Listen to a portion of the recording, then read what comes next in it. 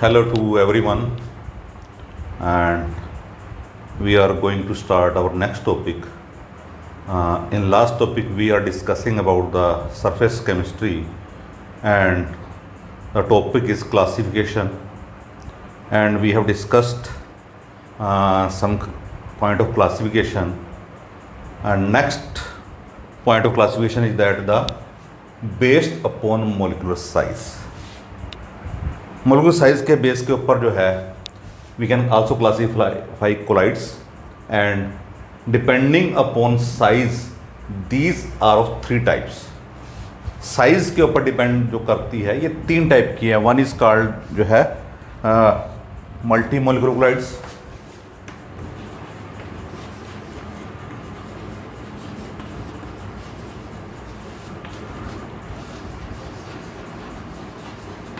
second is called macromolecular,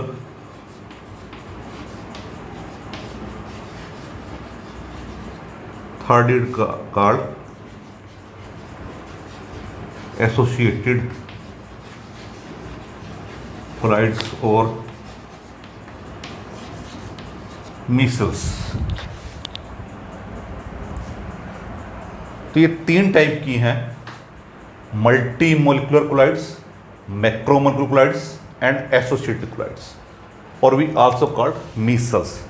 Meselson और we call it associated colloids is an important topic and we also know the concept of this, but when I explain it you can easily understand it. तो first we take multi molecular collides.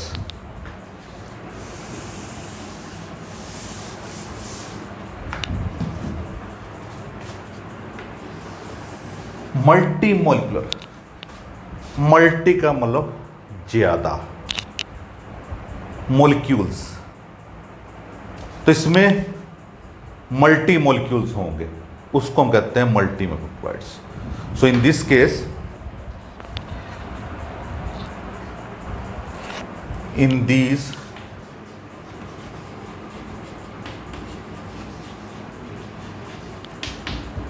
In these colloids the individual party consists of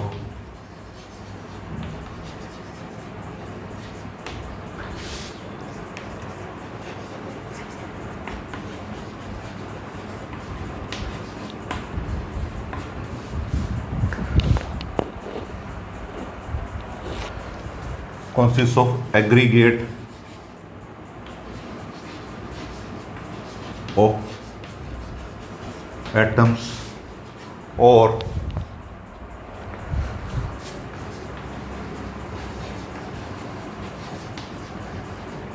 small molecules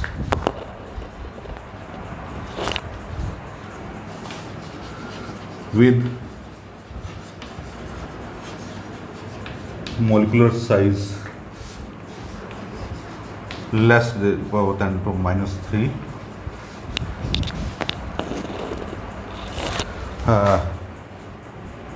picometers, size less than 10 raised to power 3 picometer. For example,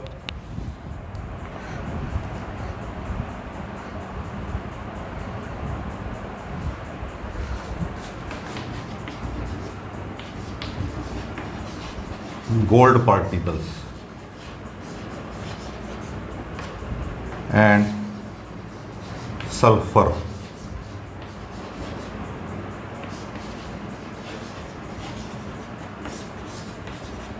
ये S8 की form में हमें मिलता है sulphur. Sulphur के 8 molecules आपस में इस तरह शेप बनाते हैं जिसको हम जो है मल्टी मोलिकुलर कोलाइड्स में लेके चलते हैं. And size 10⁻³ picometers. These are called the multi molecular colloids. Second, we take macromoleculars.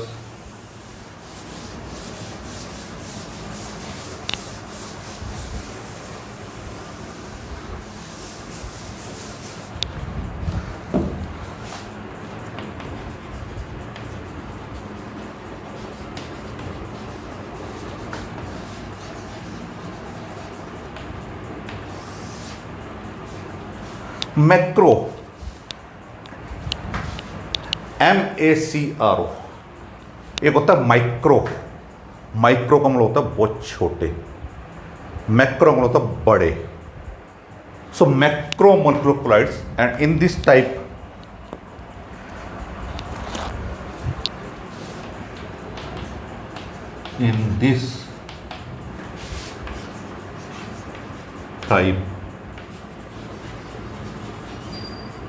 colloidal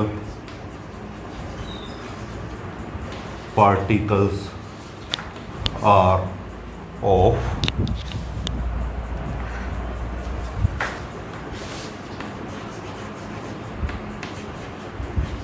sufficient big in size। इसमें कहा ना मैक्रो के अंदर बड़े होते हैं, तो इसके अंदर जो है कोलाइडल पार्टिकल्स हैं उनका साइज काफ़ी बड़ा होता है, and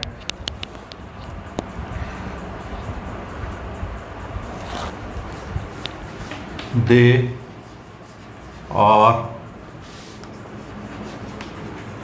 normally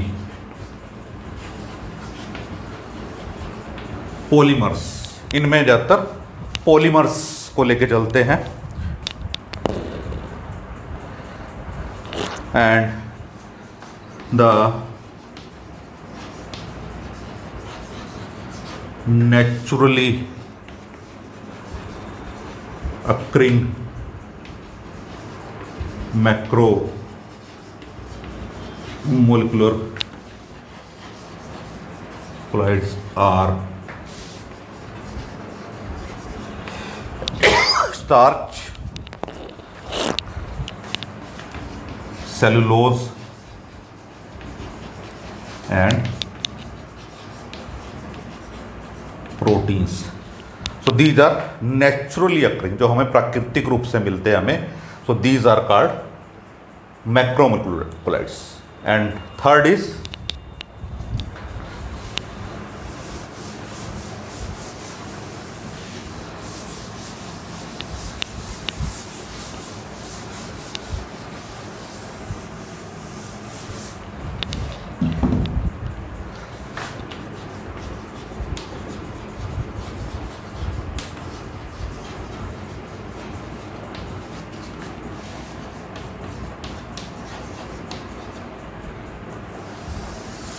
third is associated colloids or micelles.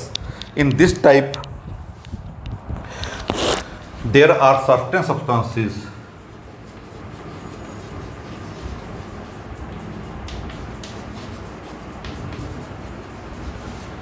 which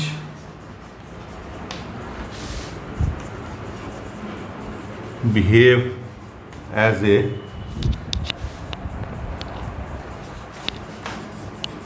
normal strong electrolyte at low concentration, but behaves like a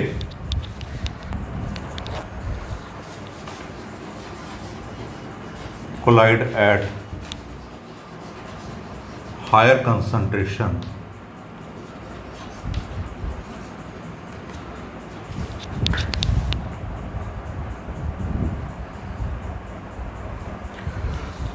इसमें हमने क्या कहा है, एसोसिएटेड। अब सबसे पहले एसोसिएट का मतलब इकट्ठे हो जाना, एसोसिएशन बना लेना। So it is called the association colloids. So in this there are certain substances which behave as a normal strong electrolyte at low concentration, यानी कि लो कंसंट्रेशन के ऊपर एक नॉर्मल इलेक्ट्रोलाइट का काम कर रहा है वो, but at higher concentration it behave like a colloid. तो इट मीन्स कंसंट्रेशन का मेन रोल है यहाँ पे।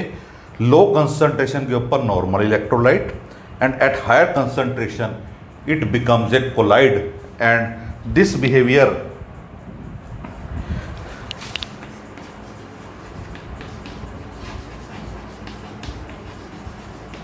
is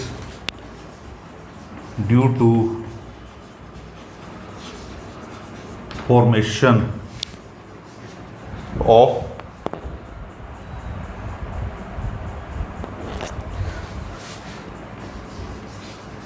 aggregate of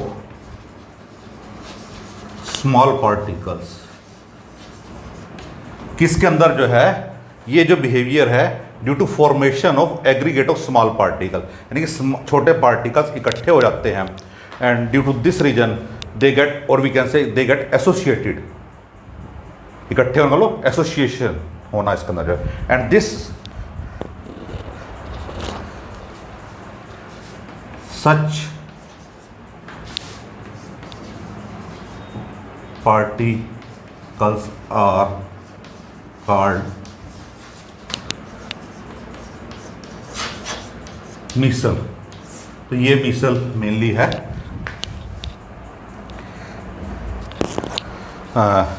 such particles are called micelle, they are also called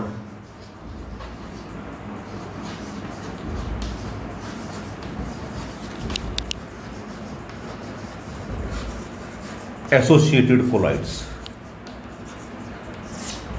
इनको हम एसोसिएटेड कोलाइड्स भी कहते हैं, यानी कि इसके अंदर जो है कंसंट्रेशन के ऊपर जो है आपस में इकट्ठा होना एक पर्टिकुलर कंसंट्रेशन के ऊपर। So these are called the micelle और we call it the associated collides.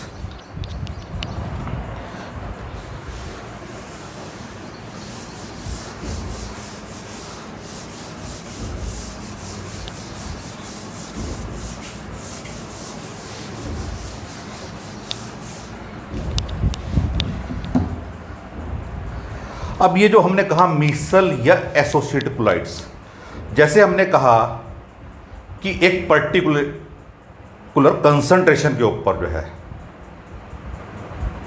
The concentration at which the micelle formation take place is called critical micelle concentration, CMC। जिस पर्टिकुलर कंसंट्रेशन के ऊपर ये जो मीसल formation होती है उसको हम कहते हैं क्रिटिकल मीसल कंसंट्रेशन, और in short we call it is CMC।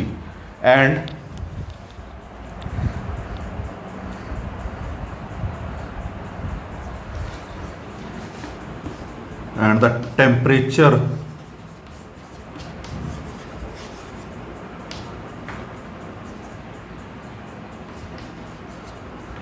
above which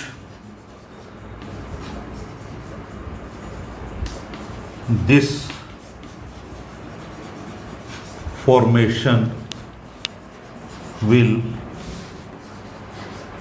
take place is called Kraft temperature। तो यहां पे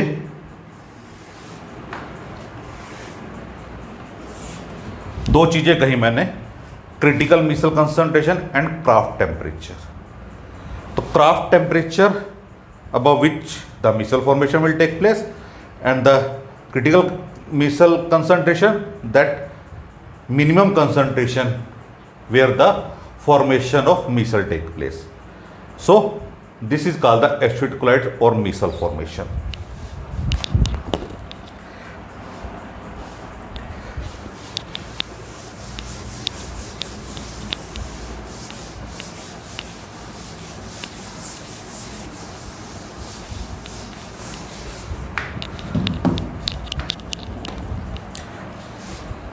Now we take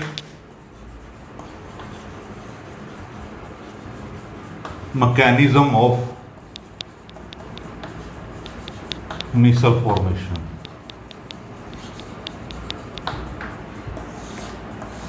कि मिसल फॉर्मेशन कैसे होती है।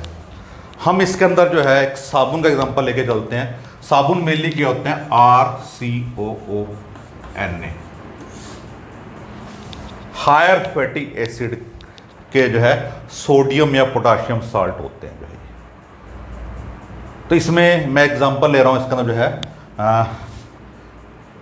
CH3 CH2 CH2 CH2 CH2 CH2 CH2 CH2 CH2 CH2 1 2 3 4 5।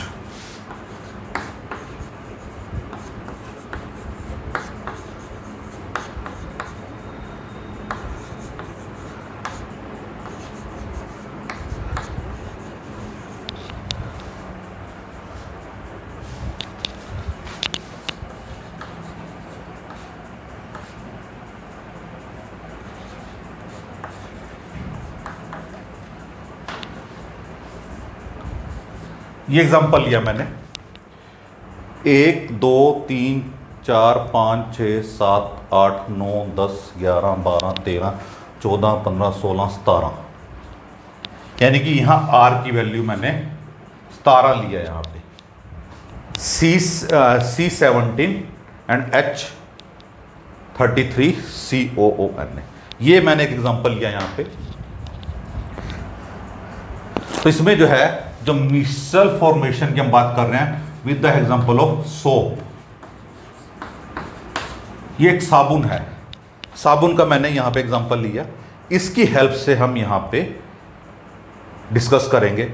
ये हमारे पास दो पार्ट हैं इसके अंदर जो है, एक पार्ट ये है और एक पार्ट हमारा ये है। दो पार्ट है इसके अंदर जो है RCOONA। तो in this case this is called tail and this is called the head। दो पार्ट हैं कि इस साबुन के अंदर जो है हमने दो पार्ट कहे, one is head other is tail. Tail is non polar part and head is polar part because COONA it is negative and positive, while this tail part is non-polar, that is the non-polar part. This is polar part। तो ये साबुन के अंदर mainly दो part हैं, one is called tail other is called the head. So this is example of sodium stearate.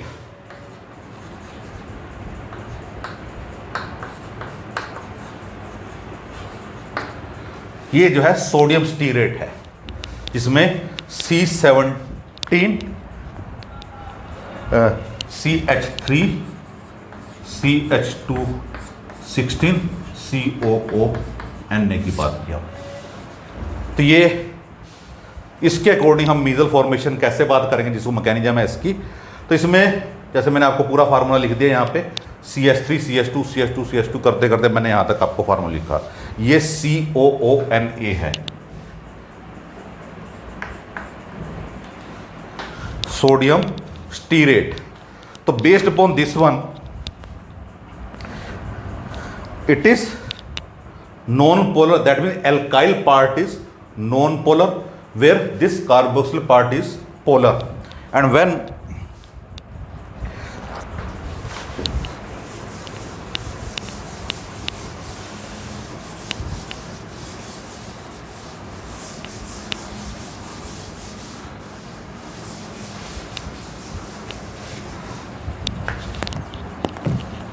इसमें RCOONA हमने ये पार्ट कहा था टेल और इस पार्ट को कहा था हमने head.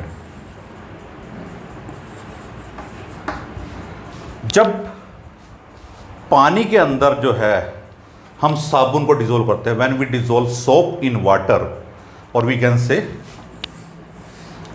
take a beaker and water in this side. When soap is added to this solution, this is called the polar part and this is called the non-polar.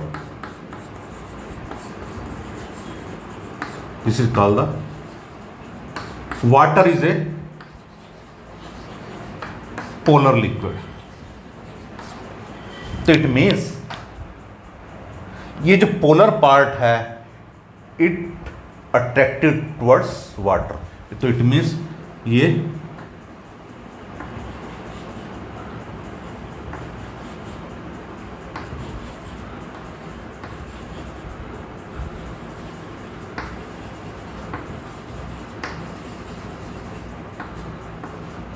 Alkyl part है, ये COO part है। तो जब हम यहां पे इसकी बात करेंगे तो पानी के अंदर ये RCOO नेगेटिव और Na पॉजिटिव फॉर्मेशन हो जाएगी। तो ये हमारे पास क्या होगा, RCOO नेगेटिव। तो इस केस में RCOO negative part, CO negative part water की तरफ अट्रैक्टेड होगा और एल्काइल पार्ट जो है ये वाटर रिपेलिंग है, तो वाटर से दूर की तरफ होगा। हाइड्रोफोबिक पार्ट है ये हाइड्रोफिलिक पार्ट है ये। तो जब हम यहाँ पे इसको डिजोल्व करेंगे साबुन को, तो ये दो पार्ट के अंदर डिवाइड हो जाएगा, पोलर पार्ट के अंदर जो है। तो इसके अंदर जो है ये जो नेगेटिव पार्ट है ये हमारे पास ये होगा जो वाटर की तरफ अट्रैक्टेड होगा। सो ये हमारे पास क्या हो गया कि पानी के अंदर जब हमने साबुन को डिजोल्व किया जाए, तो ये इसके अंदर जो है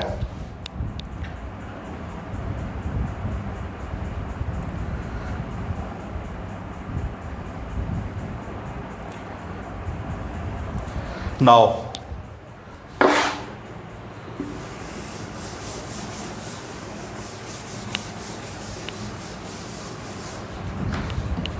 जो एक अब यहां पे क्या होता है कि पानी के अंदर जो है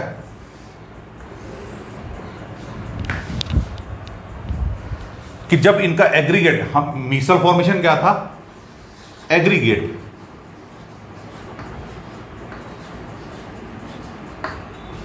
उस केस में क्या होगा, पानी के अंदर जो है ये ड्रॉपलेट की फॉर्म के अंदर इकट्ठे हो जाएंगे। तो जब इकट्ठे होंगे तो क्या होगा इसके अंदर जो है,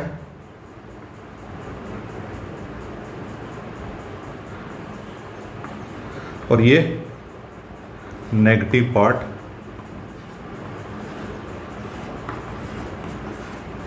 ये बाकी पानी होगा इसके लिए।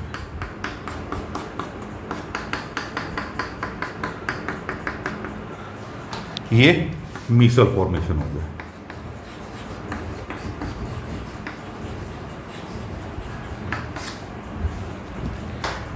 यानी कि जब पानी के अंदर हमने साबुन को डिसॉल्व किया तो पहले क्या था, नेगेटिव पार्ट वाटर की तरफ अट्रैक्टेड थे, that means CO negative part.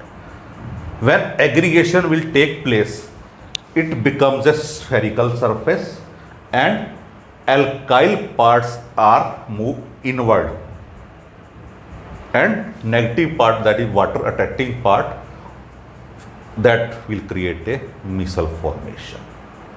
So that is the mechanism of micelle formation.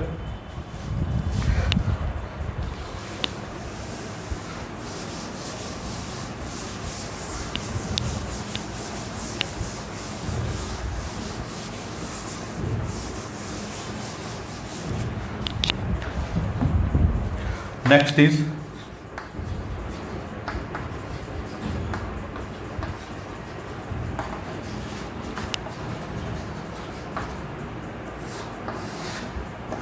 Cleansing action of soap. अब हमने यहाँ पे जो है, जो अभी मिसल फॉर्मेशन की बात की थी, मिसल फॉर्मेशन हमने कहा सोप्स के अंदर मेनली है फॉर्मेशन होती है। अब वो साबुन के साथ जब करता है तो वो उसके ऊपर से जो डस्ट को कैसे रिमूव करता है। अब हमारे एनवायरनमेंट के अंदर, इन एटमॉस्फियर क्या है, डस्ट है प्लस ऑयल पार्टिकल्स हैं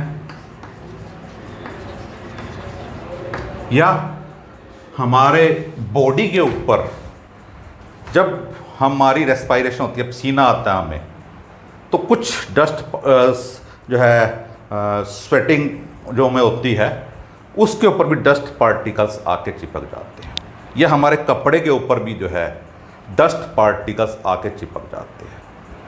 तो हमारी बॉडी से कुछ ऑयल्स टाइप भी निकलता है, तो वो क्या होता है कि उसके साथ जब डस्ट पार्टिकल अटैच हो जाएगा तो हमारा कपड़ा जो है मैला हो जाएगा, डस्ट उसके ऊपर डिपॉजिट हो जाएगी।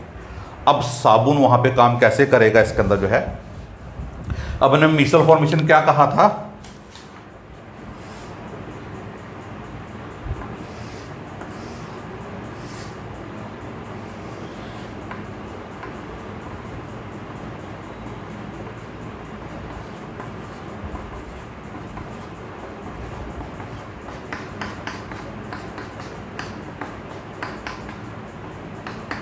ये था मीसल हमारे पास,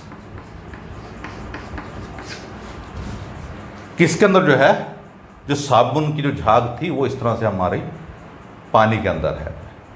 अब पानी के अंदर, इसके अंदर जब हम मैले कपड़े को, क्लीनिंग एक्शन ऑफ सोप का है, साबुन कैसे काम करेगा, कैसे सफाई करेगा। अब जब हम इस कपड़े को इसके अंदर डिप कर देंगे, अब मेनली क्या कहा हमने, इसके अंदर ऑयल है, डस्ट पार्टिकल है, ग्रीस है। अब इस ऑयल या ग्रीस के अंदर भी क्या होता है, ये मेनली क्या होते हैं, हाइड्रोकार्बन होते हैं। क्या होते हैं, ये हाइड्रोकार्बन होते हैं। तो इसमें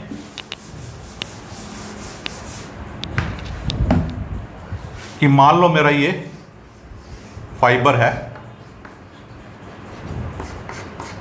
कपड़ा है ये, और इसके ऊपर ये डस्ट पार्टिकल्स है।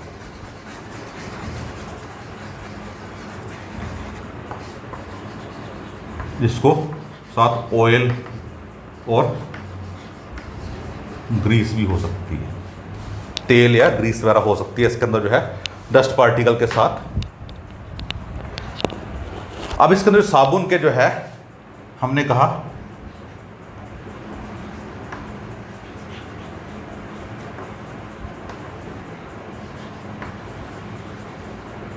ये जो हमने कहा ये है हाइड्रोफोबिक पार्ट,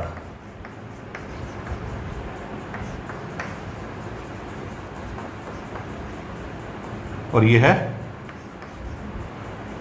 ये हाइड्रोफिलिक है, सॉरी ये हाइड्रोफिलिक है और ये हाइड्रोफोबिक पार्ट है।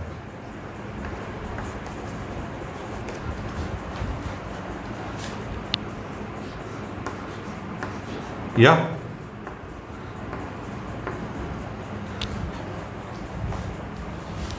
तो हमने ये डस्ट क्या है, और ये भी क्या है, हाइड्रोफोबिक पार्ट, और ये जो है, ये भी जो हाइड्रोफोबिक पार्ट है इसका जो है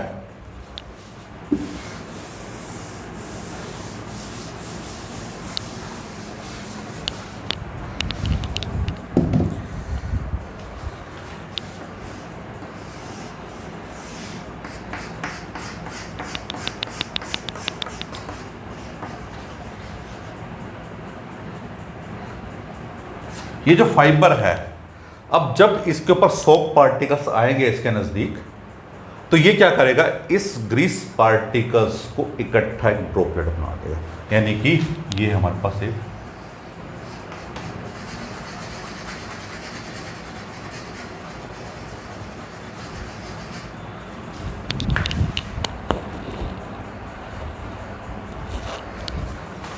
और ये हमारे पास जो है यहाँ पे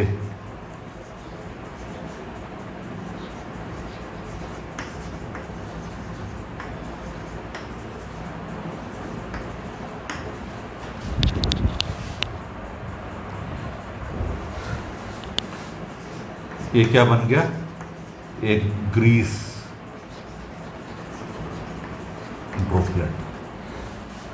ये क्या था, जो साबुन के साथ, फाइबर के ऊपर साबुन के अंदर जब हमने डाला इसको, तो ग्रीस ड्रॉपलेट इसके साथ अटैच हो जाएगी। जब अटैच हो जाएगी तो जो है पानी को जो वॉश करें, पानी से इसको वॉश करेंगे तो हमारा जो है ये ग्रीस इसके अंदर से रिमूव हो जाएगा। तो ये हमारा जो है जो मोलिकुलर साइज़ के बेस के ऊपर जो क्लासिफिकेशन था, इसमें 3 टाइप बताई मैंने आपको जो है। One is called multi molecular layer colloids, second is called the macro molecular colloids and third is called the associated colloids. Associated colloids के अंदर जो है जिसको हमने मीसल फॉर्मेशन भी कहा। उसके बाद मैंने मैकेनिज्म ऑफ मीसल फॉर्मेशन की बात की।